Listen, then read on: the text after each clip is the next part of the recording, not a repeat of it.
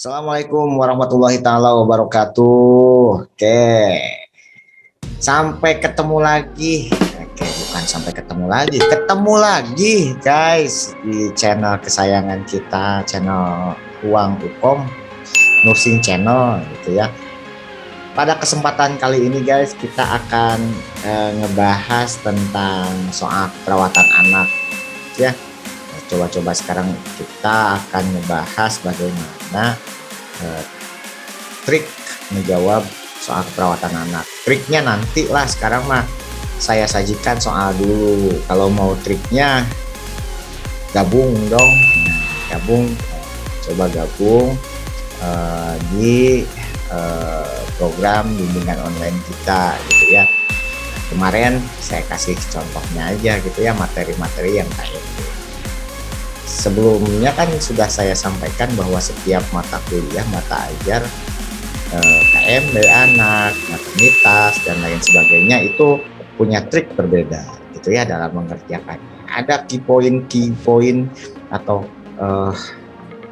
poin kunci yang harus dikuasai guys dalam menjawab soal UKOM per mata bagian ajarnya gitu ya.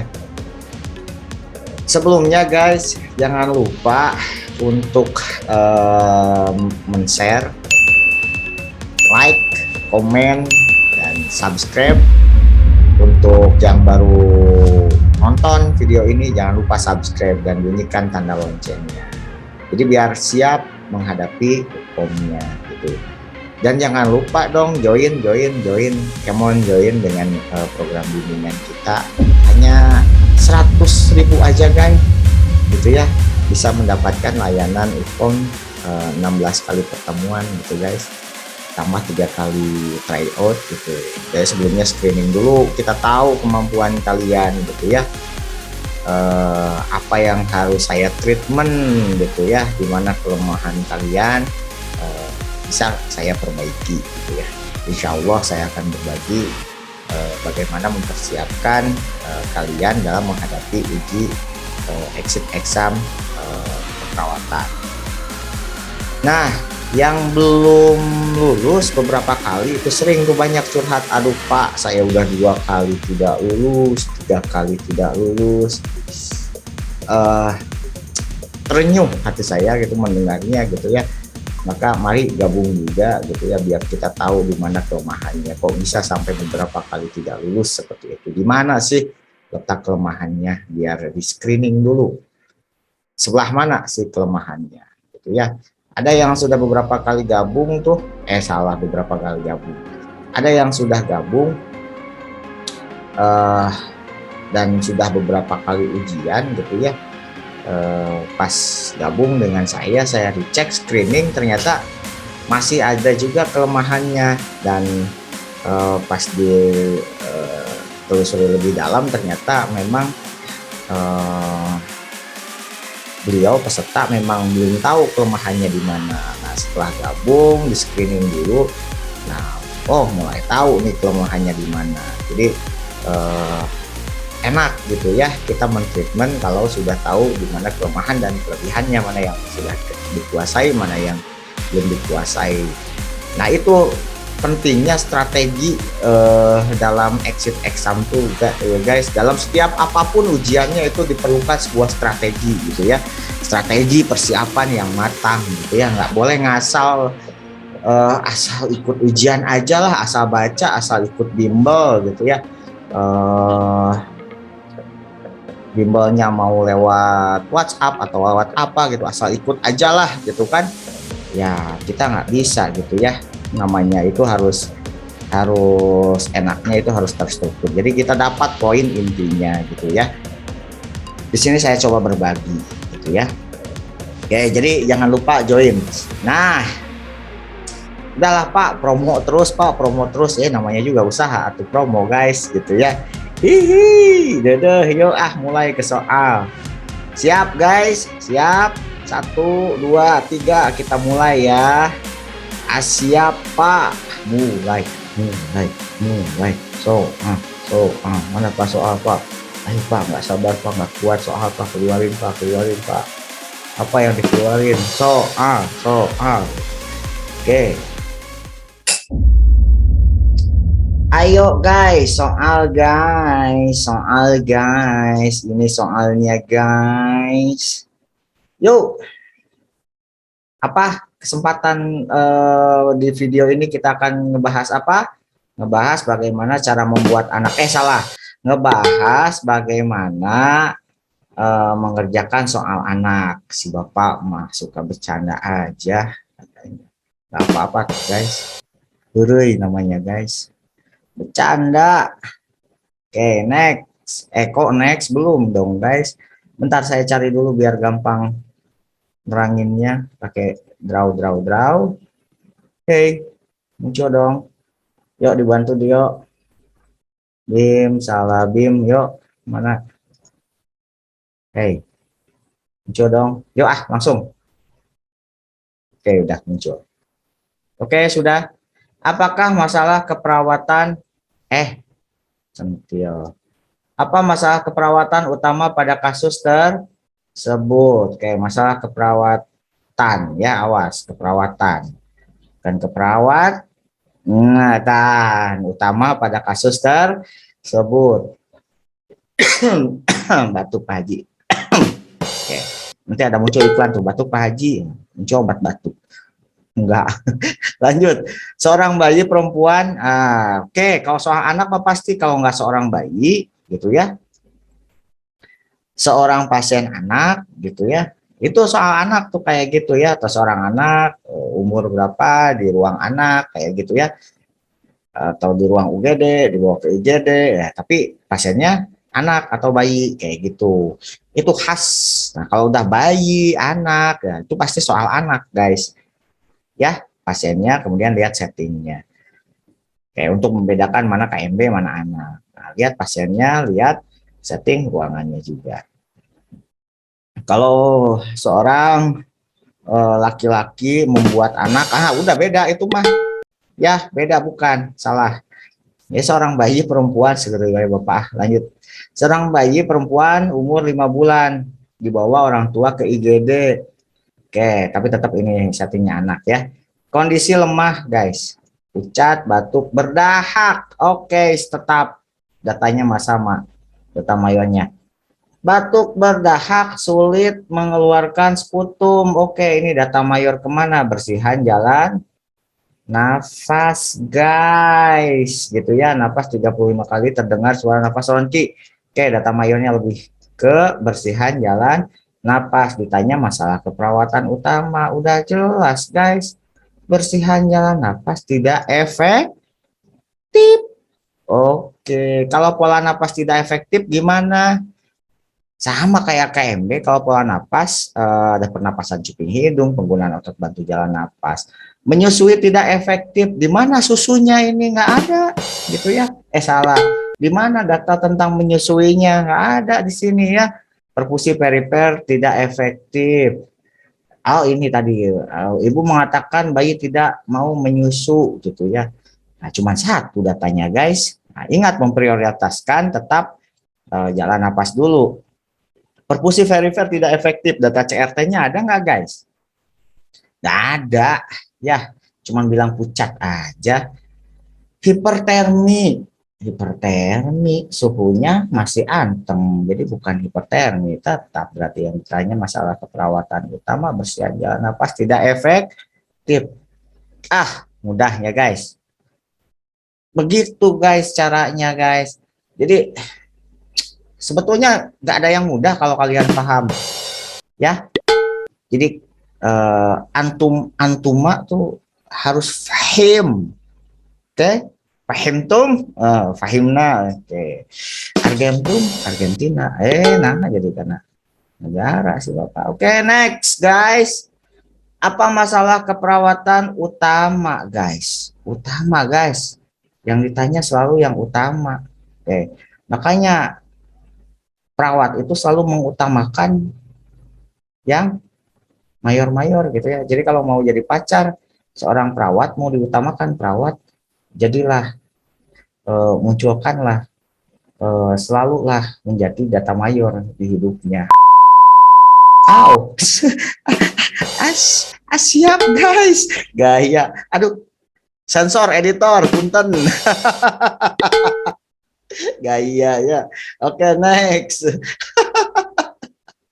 Oke, bayi perempuan 4 hari dibawa ke puskesmas, guys, karena kuning.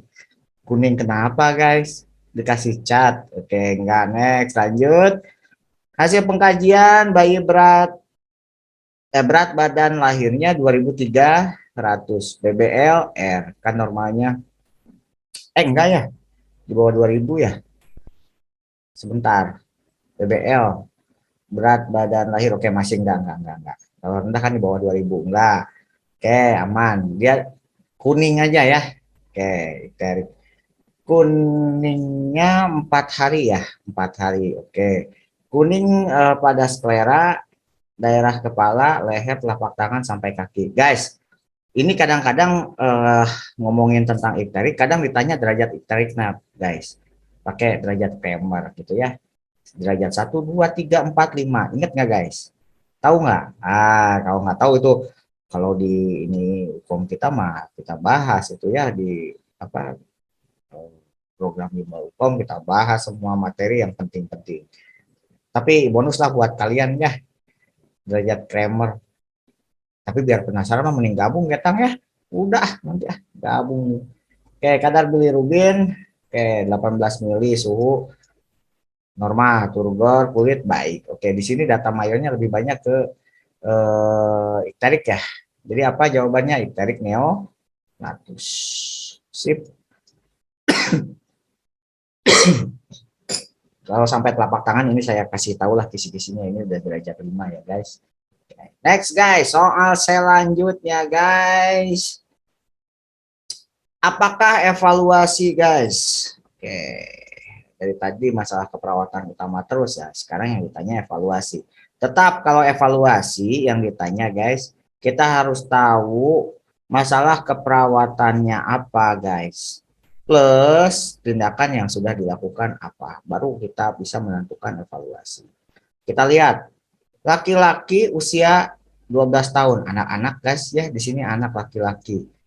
Di ruang anak tuh settingnya di ruang anak, berarti masalah apa soalnya soal anak. Berarti di setting otak kalian cara mengerjakan soal anak. Oke, kalau sudah lepas KMB salah. Kalau soal KMB setting otak kalian bagaimana cara mengerjakan KMB.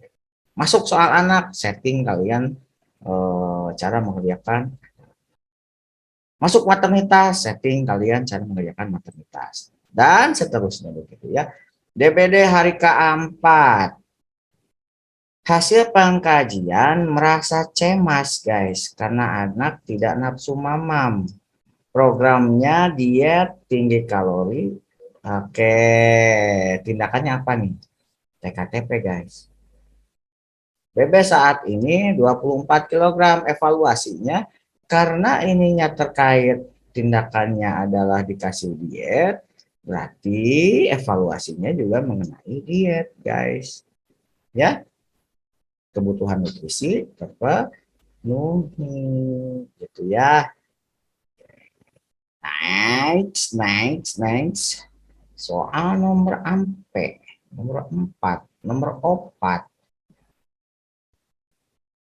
Oke, apakah tindakan yang tepat katanya lead-in-nya? Tindakan yang tepat pada kasus tersebut. Oke, question number 4. Ditanya adalah tindakan yang tepat. Anak perempuan usia 12 tahun guys, di ruang anak karena panas tinggi sejak 2 hari yang lalu, demam ya. Hasil pengkajian anak mengeluh sulit bobo. Oke, ada PTQ guys. Ada mimisan guys. Kalau DBD resiko hipovolemi ya. Ada PTQ, ada mimisan. Oke, nadinya 98 masih normal, suhunya 38,5. Tindakan yang tepat guys. Di sini yang bikin kalian ragu pasti antara kompres hangat seluruh tubuh dengan hipovoleminya ya, untuk memberi banyak minum. Oke. Gini guys. Kalau hipertermi biasanya datanya tunggal guys. Ya. Datanya tunggal, hanya yang lain-lain normal. nggak akan dimunculin katakin mimisan, itu nggak akan dimunculin katanya tuh. Dan suhunya biasanya yang disetting biasanya lebih dari 38,5 gitu ya, 39-an, 38,4. Tapi ini jawabannya meragukan antara kompres hangat dengan anjurkan minum. Tapi ingat, prioritas kita adalah oksigen, cairan, nah baru bla bla bla bla-nya. Di sini kalau ada resiko berarti cairannya dulu, supaya cairannya terpenuhi. Berarti anjurkan orang tua untuk memberikan banyak minum. Karena pasiennya ini resiko hipovolemi. Gitu guys. Oke. Tapi kalau nggak ada data untuk resiko hipovolemi, suhunya meningkat drastis, berarti dia kompres hangat. Gitu ya guys. Next guys. Manakah pernyataan ibu yang menandakan bahwa tindakan telah berhasil 5 hari dirawat di Perina dengan hiperbilirubinemia? Tarik ya. Oke, bayi mendapat fototerapi. Oke, sudah dikasih fototerapi. Berat badannya, oke, bagus. Warna kulit kuning, kadar bilirubinnya total 8. Bayi rencana dipulangkan. Perawat memberi edukasi tentang perawatan bayi muda di rumah. Pernyataan ibu menandakan bahwa tindakan telah berhasil. Mana? Menjemur bayi, gitu ya, untuk menghilangkan difteri. Next. Nomor 6. Berapakah jumlah tetesan infus yang diberikan? Ini perlu menghitung guys. Ya, langsung lihat kebutuhan cairan. Oke, langsung lihat kebutuhan cairan. Dia 800 cc per 24 jam. Waktu tetes 60. Rumusnya gimana guys? Kalau kayak gini, oke, jumlah kebutuhannya berapa? Ya, 800. Oke, harus habis dalam berapa? 24. Oke. Waktu tetesnya berapa? 60. Ininya 60. 1 jam kan 60 menit. Oke, itu guys. Nah, sekarang tinggal culat, colet gitu ya. 60, 60. 800 dibagi 24. Gini guys, pasti kalau 800 ini nggak mungkin ya. 33 ya. Sip. Pasti antara kalau 0 ini 0 pasti nggak mungkin gitu ya cara cepatnya. Pasti di belakangnya mana yang di pengalinya dikalikan 4 itu belakangnya 0. Ini kan bisa jadi 0 0 ini nggak mungkin kan? Ini nggak mungkin. 6 kali 4 24 pasti salah. Nah, kemungkinan A, B dan C. Tapi kalau ini 0 di 0 pasti nggak akan ini 4 kali 24 kan belakangnya pasti nyisa gitu ya. Nah, ini jawabannya yang paling tepat. 35 tetes per menit. Oke. Oke, kan 3 kali 2 6 gitu ya. Oke, 5 kali 4 20 udah jelas. 6 tambah 2 kan 800 kayak gitu ya. Bisa jadi. Next. Oke, soal selanjutnya, tindakan selanjutnya. Sebelumnya apa? Itu harus tahu. Bayi 12 bulan, orang tua ke klinik dengan keluhan batuk. Oke, hasil pengkajian anak gelisah. Napas, wow, 65, 12 bulan. Ada tarikan, oke, ini pola napas. Ada suara napas tambahan, wheezing. Anak akan mendapat, yang ditanyakan tindakan selanjutnya, akan mendapatkan terapi oksigen. Sudah. Setelah proses persiapan tindakan awal, mengecek aliran oksigen sudah, merasakan di punggung tangannya sudah. Tindakan selanjutnya apa? Ngetel ya. Sampai mana nih? Sebentar. Cek aliran oksigen. Sudah. Dan merasakan di punggung tangan. Ya, pasang masalkan waktu ke lubang hidung. Oke, sip. Pasang masalkan. Sip.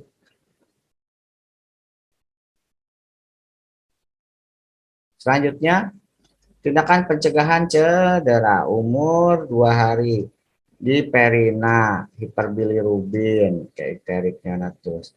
Saat ini icteric daerah kepala, leher, telapak tangan, dan kaki. Oke, derajat 5. Derajat tremornya, kadar bilirubinnya 15 mg per dl. Sedang dilakukan fototerapi, tindakan pencegahan cedera. Ini kalau ditanya nilai etiknya apa? Normal, efisiensi, kalau tindakan pencegahan cedera.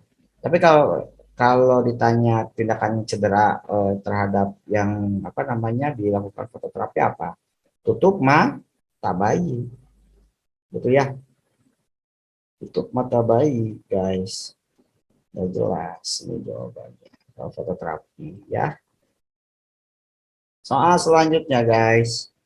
Apakah tindakan keperawatan yang tepat, guys? Tindakan keperawatan yang tepat. Oke. Tindakan keperawatan yang tepat. Oke, lihat balita usia 5 tahun, guys. 5 tahun usianya. Centil ininya, kursornya. Usia 5 tahun. Di ruang anak karena panas. Oke, karena panas. Panas. Harudang, harudang, harudang, katanya gitu ya. Sanas gitu ya. Dan diare selama 3 hari.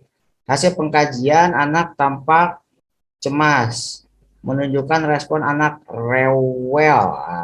Hospitalisasi berarti ya ini mah. Minta pulang akibat dampak hospitalisasi. Benar, hospitalisasi. Tindakan keperawatan, dekatkan mainan favorit anak gitu ya. Terapi bermain. Oke. Next. Oke. Soal selanjutnya. Manakah data objektif yang perlu dikaji dari haluan cairan?